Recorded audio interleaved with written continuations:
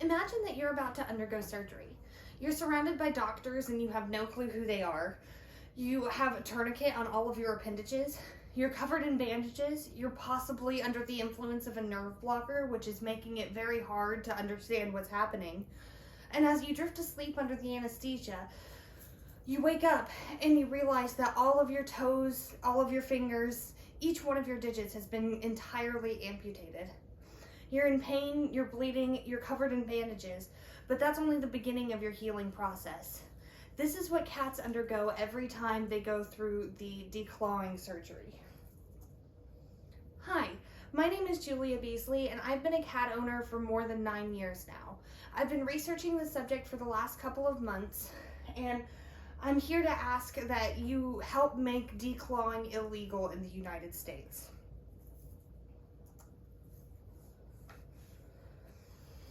The declawing process is one that is medically unnecessary, and it causes issues with health and behavior. It's not federally illegal in the United States, but it should be. This surgery is elective, and it causes pain to the animals. When an animal undergoes the declawing process, the end of its finger is completely amputated, or toes, and it has to be wrapped in bandages, sometimes for weeks at a time, and it causes a lot of pain every time the animal tries to walk. The Humane Society says that declawing is actually makes cats less likely to use the litter box, more likely to bite, more likely to have long-term health effects, such as difficulty walking. And this was all listed in declawing cats far worse than a manicure on the Humane Society website. People declaw cats because they want to deter unwanted scratching, specifically in their house. A lot of times people will see that cats are scratching on the furniture, and instead of doing anything to stimulate the cat so that it stops the unwanted behavior, they will remove the claws entirely so that it does not damage the furniture any further. But people will unknowingly do this and cause more issues to their cat long-term behaviorally than they would have originally just by changing some of the environment for the cat to be in. The American Association of Feline Practitioners, or the AAFP, states that they strongly oppose oncectomy as an elective procedure. They say that it is the veterinarian's job to inform of alternative options. However, they do think that legislation should be created in the United States. The AAFP position statement on declawing in the Journal of Feline Medicine and Surgery, Volume 19, Number 9, 2017, states that they are strongly opposed to this process. It is illegal to declaw a cat in the United States. It is not illegal to declaw a cat in the United States, but it is illegal in 10 or more countries. It's banned in the UK, the European Union, and parts of the US, but it is not federally illegal, even though there are alternatives to declawing cats, which I will discuss momentarily. A direct quote from Jenna Stragowski, a vet technician in the ethical debate of cat declawing in the Spruce Pets, explains all of the different states that have at least some legislation in the United States on cat declawing, but again, it is not federally illegal. California does not ban the declaw surgery, but several municipalities do. West Hollywood's ban on cat declawing prompted the development and passing of 5B 726 in 2009.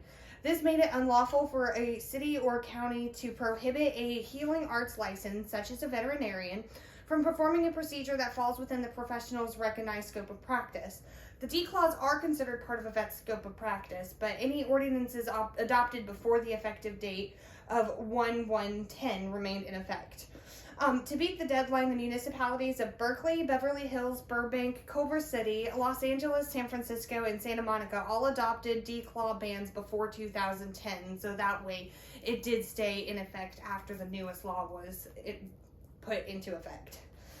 California prohibits landlords from requiring declaw surgery for tenants' pets if pets are allowed under current rules.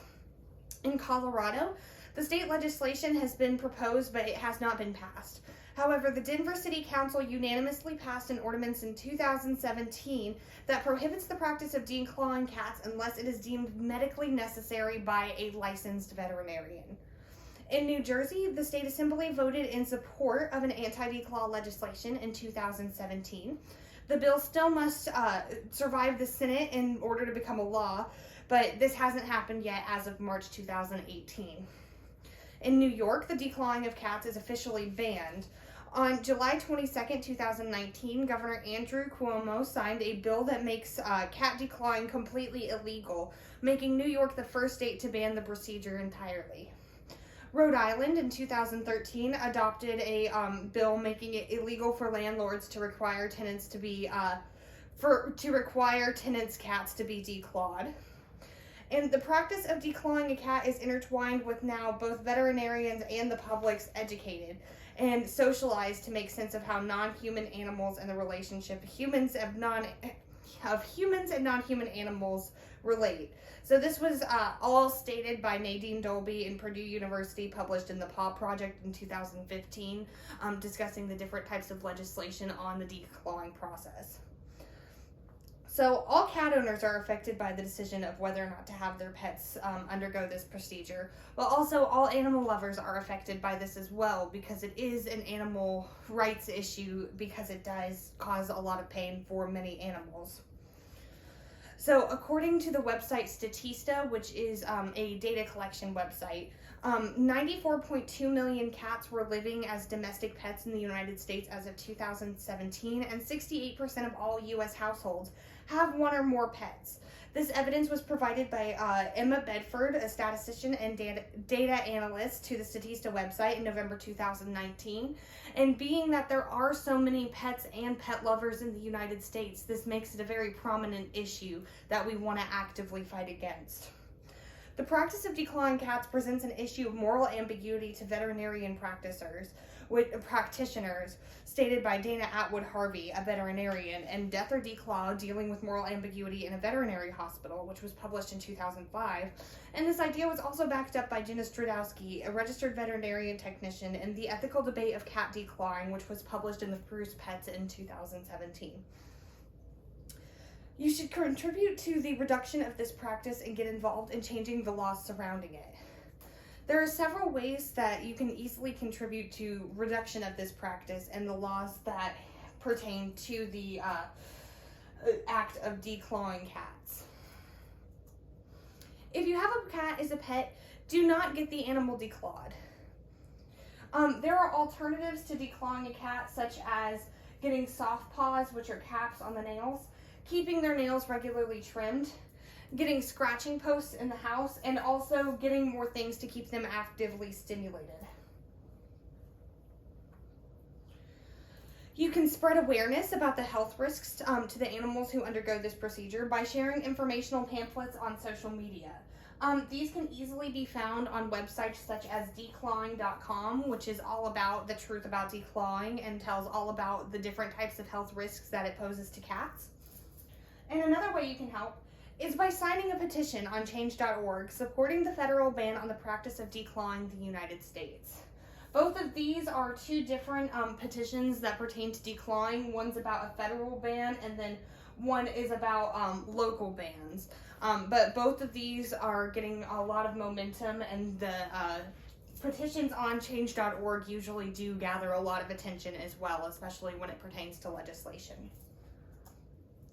These simple actions would reduce the number of cats in the United States from becoming declawed due to direct action and increased education. An increase in education on this topic has led to direct legislative results in specific states in the United States, which were previously discussed, as well as 10 or more countries outside the United States, mostly in the European Union. The solution of information and education can work in the United States just as it has in Europe.